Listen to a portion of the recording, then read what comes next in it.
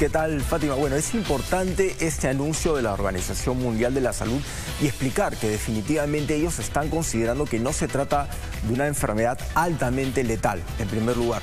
Y a gran diferencia del coronavirus, como hemos vivido 2 años de pandemia, es que no es una enfermedad que tenga casos asintomáticos. Es decir, todas las personas que contraen esta enfermedad manifiestan los síntomas, lo cual en el caso del coronavirus hacía muy difícil detectar a todos los pacientes debido a que muchos no presentaban sintomatología, entonces podían ir de un lado a otro y hacía muy complicado esto. Lógicamente facilitaba el tema de los contagios. Vamos a ver, precisamente tenemos un gráfico para explicar un poco cuáles son los síntomas y las formas de contagio de la viruela símica o viruela del mono. En primer lugar hay que tener atención con los síntomas. Lo primero que aparece son los cuadros febriles. Un poco de fiebre que puede ser en un inicio confundido con cualquier otra enfermedad, un proceso respiratorio, una gripe, un resfrío común. Cualquier tipo de enfermedad puede manifestarse con fiebre. Esto va acompañado de dolores de cabeza, dolores de cuerpo, malestar general, un poco de debilidad. Pero el primer síntoma, el más notorio, el que determina que uno es portador de esa enfermedad, son las apariciones de esas erupciones en la piel. Pero hasta el punto 2 podemos sospechar que es de todo, incluso hasta COVID y otras enfermedades. Puede ser cualquier enfermedad, incluso hasta puede ser una infección estomacal, algo que te ha caído mal por haber comido en la calle, lo que sea.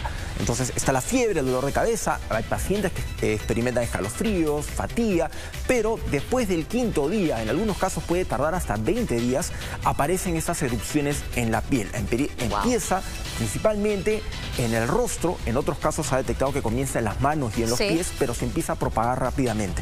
En 2 o 3 días ya aparecen las erupciones en todo el cuerpo. Y es decir, pero también podría ser en el día 18, en el día 15 de la enfermedad. Así es. ¿Por qué? Porque no hay, digamos, una regla definitiva. Hay personas que demoran un poco más, aunque es un poco raro, pero puede ocurrir. O sea, no hay una regla definitiva en el que el 3.º o 4.º día te aparecen las erupciones. El problema es que en este periodo tú contagias también, ¿no? Sí, puedes contagiar, pero el riesgo de contagiar es menor. Muy cercano. Así es, el riesgo de contagio aumenta cuando empiezan ya a aparecer las erupciones en la piel. Es la etapa más contagiosa. Cuando aparecen, como te digo, estas pequeñas pústulas, pequeñas ampollitas, se empiezan en las manos, en los pies, en algunos casos se empiezan en el rostro. Y en cosa de un día pasan de 2 o 3 en la mano o en la cara.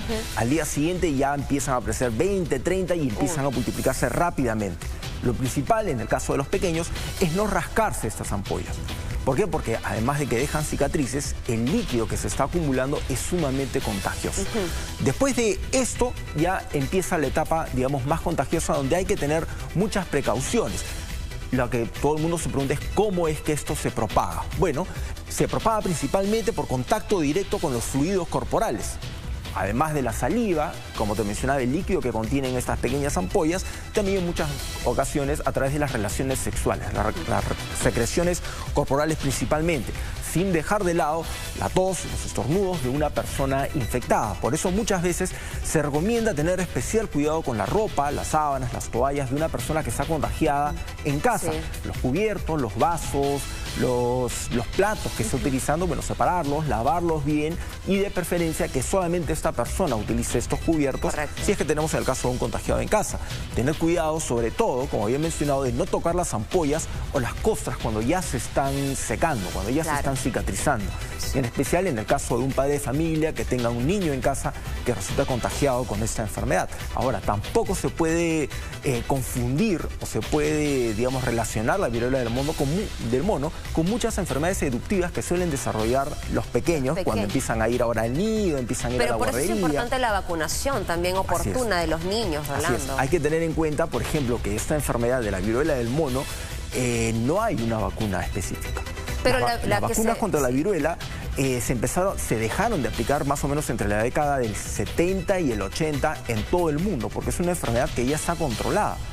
Entonces, aquí en nuestro país ya no se utilizan, en ningún país se utilizan. Hay muchos países que están reactivando el uso de las vacunas de viruela, pero la viruela humana, esa es una variedad distinta. Sin embargo, las vacunas de viruela sí protegen a las personas en un 85%, Por eso es que a nivel mundial, y de ahí parte también este mensaje de la Organización Mundial de la Salud, es que las personas mayores de 50 años están casi fuera de peligro. Como protegidas, claro. Así es, porque sí recibieron esas vacunas cuando eran niños. Hay países como Estados Unidos, España, que ya están comprando nuevos lotes de vacunas de viruela, los tienen almacenados justamente para ver si es que esto evoluciona rápidamente, pero es una enfermedad de una propagación lenta. Aquí tener en cuenta que esta enfermedad data de 1970, cuando se detectó el primer caso. Es una enfermedad zoonótica que pasó de los animales a las personas. Una vez que pasa a las personas ya se empieza a propagar más rápido entre personas. Sin embargo, los contagios han estado confinados de alguna manera a muchas regiones de África. Ahora, cuando hay más viajes de un continente a otro, hay muchas personas que van de un lado a otro, han empezado a aparecer casos ya en Europa, en Estados Unidos, en Canadá y ahora en nuestra región. O sea, Perú ya reportó su primer caso, pero hay casos ya en Colombia, hay casos en Ecuador, hay casos en Brasil, hay casos en Chile, en Argentina. Sí. Entonces, el cuidado simplemente es el mismo, tener mucho cuidado, la distancia social, usar las mascarillas, en especial con unas personas que no sabemos si puede estar contagiado o no, o empieza a mostrar alguno de estos síntomas. Además, Rolando, hay otras enfermedades en nuestro país también que tienen un número mayor de personas contagiadas. Así es. Y que son preocupantes también. ¿Qué es lo que se insiste siempre? Las mismas medidas. Higiene, por allí si hay alguien que tenga síntomas, advertir a las personas de contacto y también ser responsable evitando propagar la enfermedad, ¿no? En ese sentido también atención oportuna, sobre todo de aquellos que tienen un sistema inmunológico deprimido, ¿no? Así es, el riesgo principal es para los más pequeños, las personas como tú mencionas, que tienen el sistema inmune débil por alguna enfermedad, tal vez personas que tienen un tratamiento oncológico o que tienen alguna enfermedad del sistema inmune propiamente, que si se contagian sí puede ser peligroso. Sí. No necesariamente de esta enfermedad, de cualquier enfermedad en realidad. Problemas.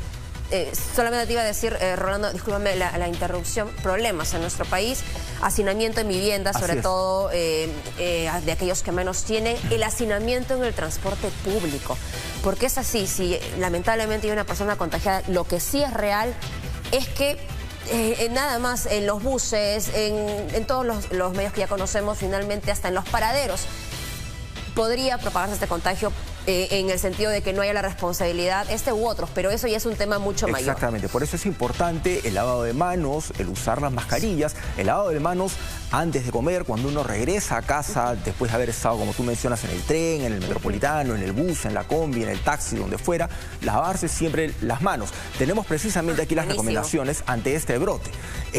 Comenzamos con lavar las manos de forma frecuente, como estamos mencionando, con agua, jabón o usar el gel antibacterial. Cubrirse la nariz y la boca al estornudar o toser. Esta es una medida que se aplica ya en muchos países. Hemos visto mucho en Asia que hay gente que utiliza mascarillas de manera constante y esto es porque es una política del gobierno, es que si una persona estornuda o tose, tiene que usar mascarillas para evitar contagiar a otras personas de cualquier enfermedad. Sí. En segundo lugar, evitar compartir alimentos, bebidas, cubiertos y platos, usar cubrebocas al estar en contacto con un enfermo. Eso es especial si es que hay una persona ya contagiada en casa, especialmente si tiene lesiones en la boca.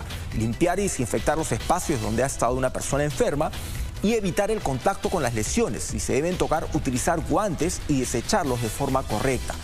Esto es para el caso de los niños, que a veces hay que aplicarles una crema para que no les pique, no les cause escozor o cicatrice rápidamente y sobre todo acudir a un médico si presenta síntomas y evitar el contacto con otras personas. Esto principalmente cuando ya empiezan a aparecer las erupciones, ¿no? Es complicado quizá, Rolando, porque no hay una cultura probablemente de desechar de forma correcta aquellos elementos que han sido tocados por personas enfermas en casa, porque no somos especialistas en medicina, pero por allí de repente tenemos alguna cinta, un papelito, poner ahí un rotulado de esto es, digamos, son elementos contaminados, en fin, o una bolsa roja, algo que pudiera ayudar a las personas que trabajan con los desechos a evitar cualquier contagio también, pensando en el prójimo, como se dice. Así es, justamente yo leía un artículo acerca de por qué ahora se dan tanto estas recomendaciones y no se utilizaban hace varios años. Pues precisamente porque ahora hay cada vez más personas, aunque no lo crean, que tienen la costumbre de llevarse las manos al rostro y sobarse los ojos. Sí, constantemente. ¿Por qué? Por el uso de las pantallas, por el uso de las computadoras, estamos más frecuentemente utilizando el celular, lo llevamos de un lado a otro, la luz molesta. Eso. Y si una persona ha tenido contacto con alguien a quien se le ha reventado una de estas ampollas, o has atendido a un niño y te llevas las manos a los ojos, pues te vas a contagiar rápidamente. Si utilizas unos guantes de látex, pues vas a reducir esta posibilidad. Sí, ahora, hay muchas personas que han tergiversado el hecho de que los contagios de viruela del mono vengan del extranjero y piensan de que todas las personas en el extranjero están enfermas. Pues no es de esa manera. No. Hay que tener simplemente precaución. Lo mismo pasaba, digamos, con los casos asintomáticos, ¿no? Uno no sabía si uno era asintomático o no. Pues aquí hay que tener igual especial cuidado. Como hemos dicho en un inicio, es una enfermedad de propagación relativamente lenta. Y no hay casos asintomáticos. Todas las personas que se van a contagiar de esta enfermedad van a empezar a presentar los síntomas y, como te mencionaba, ya la etapa más notoria y más contagiosa es cuando empiezan a aparecer estos brotes en la piel. Correcto. Vivimos en un mundo globalizado, económicamente conviene a todas las naciones y ello lleva a que tengamos que tomar otras medidas de responsabilidad. Lo sabemos, lo hemos vivido con la pandemia, hay que simplemente actuar según lo que hemos aprendido.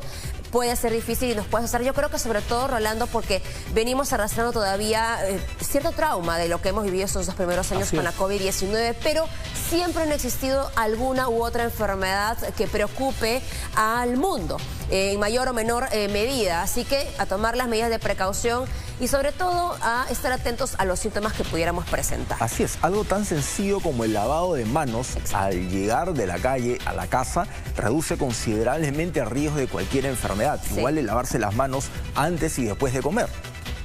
Correcto, yo creo que eso nos ha quedado tanto de esta pandemia. Me parece que a veces con el apuro mucha gente probablemente llegaba a casa, dejaba sus llaves, dejaba sus cosas, se iba de frente a la cocina, quizá, no lo sé, pero ahora es mecánico, ¿no? Llegas a casa y ya te vas de frente a lavar las manos.